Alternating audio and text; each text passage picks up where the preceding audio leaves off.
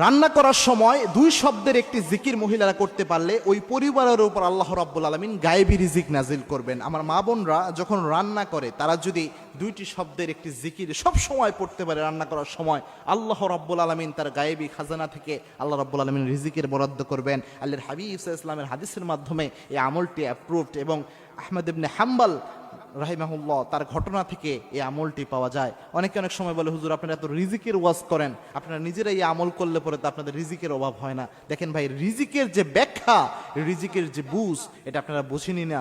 রিজিকের সর্বনিম্ন স্তরকে বলা হয় টাকা পয়সাকে রিজিকের সর্বনিম্ন স্তর বলা হয়। রিজিকের সর্বোচ্চ স্তর হচ্ছে আপনার সুস্বাস্থ্য, আপনার যে সুসন্তান, নেককার স্ত্রী, এই সবই রিজিকের অন্তর্ভুক্ত। আপনি সুস্থ রয়েছেন যে, এটাও একটা রিজিক। সুতরাং শুধু টাকা পয়সাকে রিজিকের স্তর মনে করেন না, বরং money is the lowest stage of risk.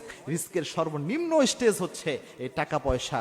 সুতরাং রিজিক যদি বৃদ্ধি করতে চান, মা বোনরা এই কাজটা করতে পারেন। সেটা হচ্ছে যখনই আপনি রান্না করছেন তখন ইস্তেগফারের আমল করবেন। ইস্তেগফারের আমল কত গুরুত্বপূর্ণ আল্লাহর হাবিব সাল্লাল্লাহু আলাইহি ওয়াসাল্লাম জানিয়েছেন, মাল্লাযী